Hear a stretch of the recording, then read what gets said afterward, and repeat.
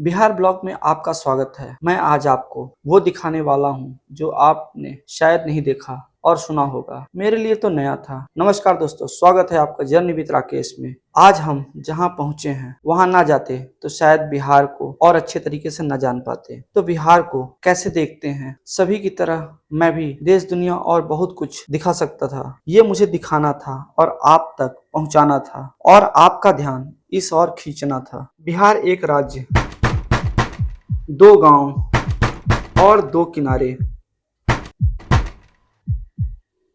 तो बस कुछ दूरी पर, लेकिन पहुंचने के लिए लगते हैं 2 से 3 घंटे का समय। डूब क्षेत्र का सफर पूरा करने के लिए लोगों को 65 किलोमीटर घूम के जाना पड़ता था। इसीलिए लोग यहाँ के जुगाड़ का ये टेम्परेरी बांस का पुल बना लिया, जिसे यहाँ के लोग चेचरी पुल कहते हैं। आज इसे भी पार करने का हमें मौका मिला।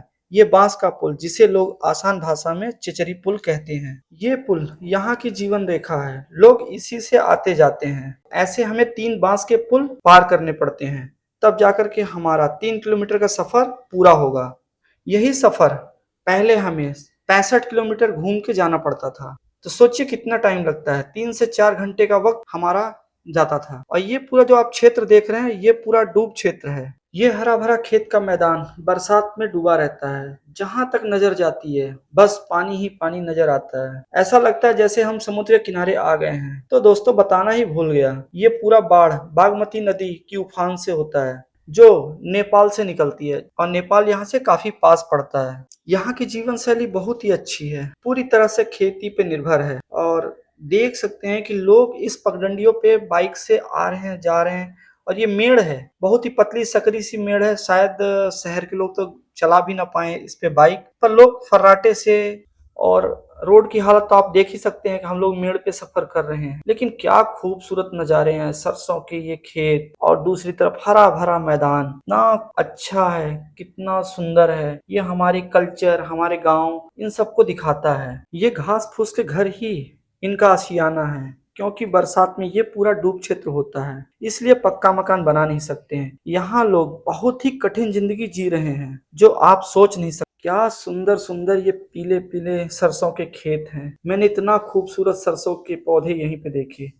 और मेड़ पे चलते हुए ये एक नया राइडिंग जो है देखने को मिला। तो इसको रफ रोड राइडिंग भी हम बोल सकते हैं, पर बड़ा मजा आता है भाई। ऐसे ऐसे अगल बगल खेत और ऐसे सड़क, एक रोमांच सा बन जाता है कि जिंदगी में हमने ये सब चीजें बहुत ही कम देखी हैं। लेकिन यहाँ आकर के एक जीने का और एक नया तरीका मिला है और लोगों को समझने का तरीका मिला है। ये देखिए ना, कितना खूबसूरत ये पीला पीला सरसों का खेत, और लोग आ रहे हैं, जा रहे हैं लगातार, और बहुत ही मेहनती लोग हैं यहाँ के। ये छोटा सा गांव जो दिख रहा है, ये ऐसे ही गांव यहाँ पे छोटे छोटे बसे हैं। यहाँ इनका मुख्य चीज है पशुपालन, खेती, अपने खाना बनाने के लिए उपल, देख रहे हैं, सब यहाँ मिलेगा आपको। और मिट्टी घास फूस के बने हुए घर। यहाँ के लोग विकास से कोसों दूर हैं। सूरज उगने के साथ में ये लोग उठते हैं, अपने काम में, अपनी खेती में लग जाते हैं, और जैसे ही शाम होती है सब अपने अपने घरों में आ जाते हैं। आप कहीं भूल ना जाइए कि ये हम कहीं दूसरी जगह आ गए। ये पूरा डूब क्षेत्र में ही हम अभी चलते जा रहे हैं।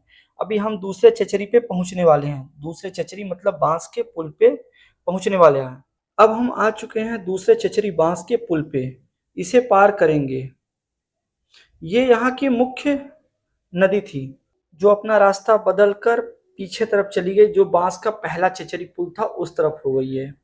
तो ये बांस का चचरी पुल जो है, आप देख सकते हैं लोग कितने रिस्क के साथ पूरा कर रहे हैं, पर है बहुत मजबूत और काफी छोटी लग रही है ये बागमती नदी। यहाँ पर 2013 में पीछे तरफ से हो गई है, तो अभी ये छोटा सा लग रहा है, पर बरसात में भाई ये देखने लायक रहती है। पूरा एरिया समुद्र से कम नहीं होता। यहाँ लोग अपनी रोजमर्रा की जिंदगी के लिए नाव के भरोसे रहते हैं। इन पगडंडियों में चलते चलते हम खेत से होते हुए, लोगों के बीच से होते हुए, धूल मिट्टी फाँकते हुए निकलते जा रहे हैं। मुजफ्फरपुर से मात्र 24 किलोमीटर दूर होने के बावजूद विकास पहुंचने में वर्षों लग गए। अब हम आ चुके हैं तीसरे चचरी के पास। ये तीसरा चचरी पुल है। अभी तो पानी कम हो गया है, तो हम लोगों ने इस पे रपटा बना दिया। ये पुल बनने से यहाँ का विकास होगा, लोगों के वर्षों का इंतजार खत्म होगा। यहाँ तो लोग भरोसा ही नहीं कर पा रहे कि पुल बनेगा। क्योंकि लोगों को कई बार छला गया है। आप समझ सकते हैं यहाँ के लोग बहुत ही सीधे साधे और साफ दिल के, जो इनके व्यवहार में दिखता है। बहुत ही हेल्पफुल इंसान है। देख सकते हैं आप, अपनी झोपड़ियों में रखते हैं। ऐसे झोपड़ियों में लोग रहते हैं जो मैंने कभी देखा ही नहीं था, पर ये इनकी जीवन शैली का हिस्सा है।